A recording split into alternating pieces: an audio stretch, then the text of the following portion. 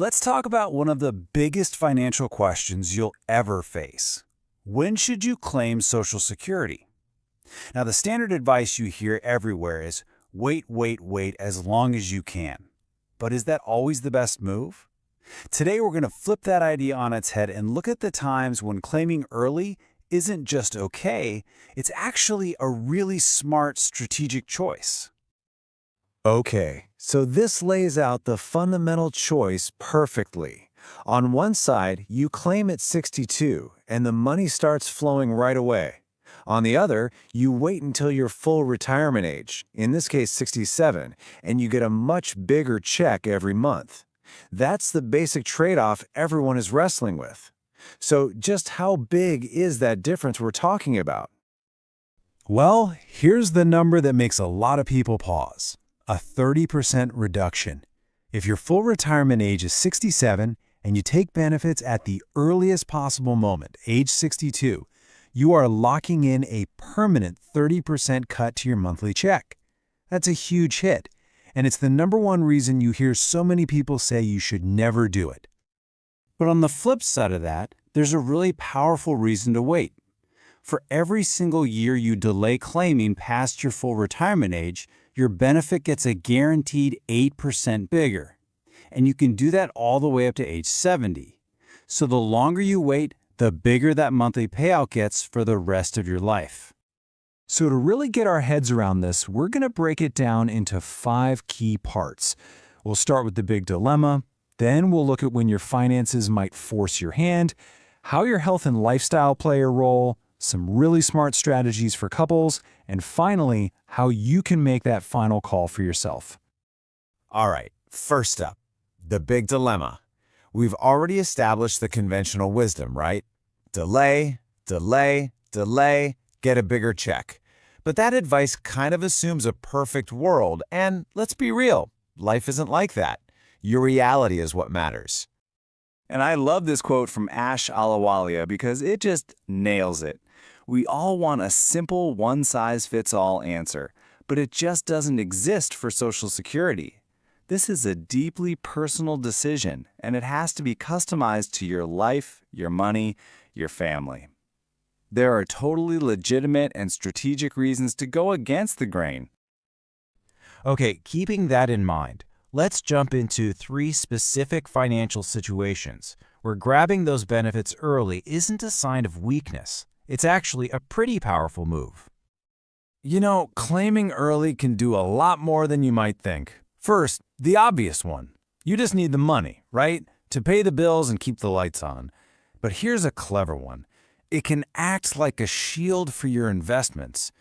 If the market takes a nosedive, Social Security can be a bridge, giving you income so you don't have to sell your stocks when they're down.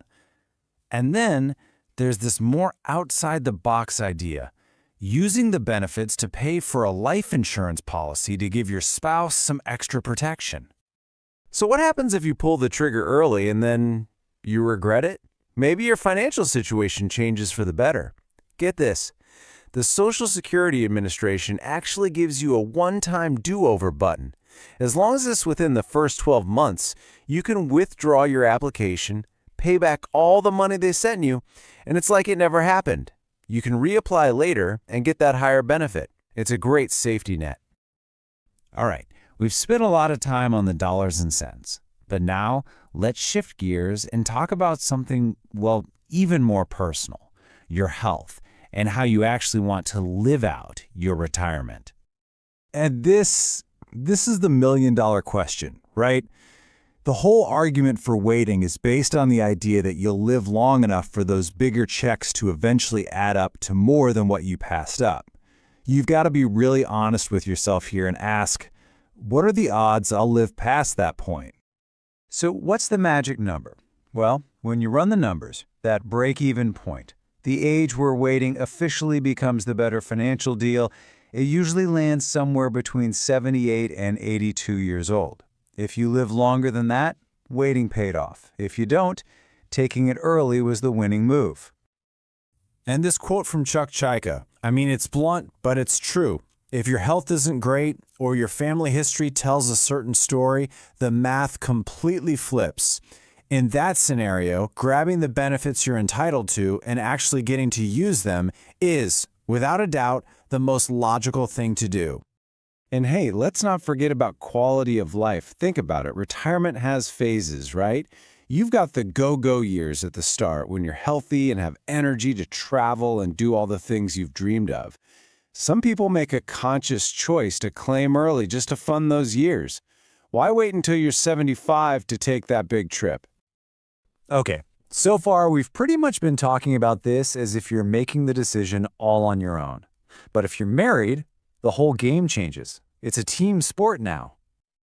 And that's where this really powerful strategy comes in: spousal benefit optimization. Basically, it's about playing as a team to get the best possible outcome for your household, not just for one of you. The goal is to maximize the total amount of money you'll receive together over your lifetimes. So what does that actually look like? Well, here's a classic play. The spouse who earned less goes ahead and files early, say at 62. That gets some cash flowing into the household right away. This then gives the higher earning spouse the freedom to wait all the way until age 70, letting their benefit grow by that 8% a year. It's a 1-2 punch that gives you income now and locks in a much bigger benefit for the long haul, which is crucial because that becomes a survivor benefit for whoever lives longer. All right, let's bring this all home. In this last section, we'll touch on one last critical rule you need to know, especially if you plan on working. And then we're going to zoom out and think about what the real goal is here. This is super important. If you're thinking about claiming early and still working, you have to know about the earnings test. For 2025, if you're under your full retirement age, you can only earn about $23,920 a year. For every $2 you earn over that limit, they'll hold back $1 of your benefits. Now that limit gets way more generous in the year you actually reach our full retirement age. And remember, this money isn't gone forever. They'll recalculate your benefit later to give it back to you, but it will definitely impact your cash flow in the short term. You know, after all this talk about numbers and strategies, this quote from Philip Batten really just brings it all back to center. It's so easy to get lost in the weeds trying to optimize every last penny. But we forget what we're actually planning for. Because at the end of the day, life isn't just a spreadsheet, right? It's about the memories you make. So here's the bottom line. The perfect answer on paper might not be the perfect answer for your life. The right decision has to balance the cold, hard math with your health, with your dreams, and with your happiness. It's not just about getting the most money. It's about getting the most out of your life.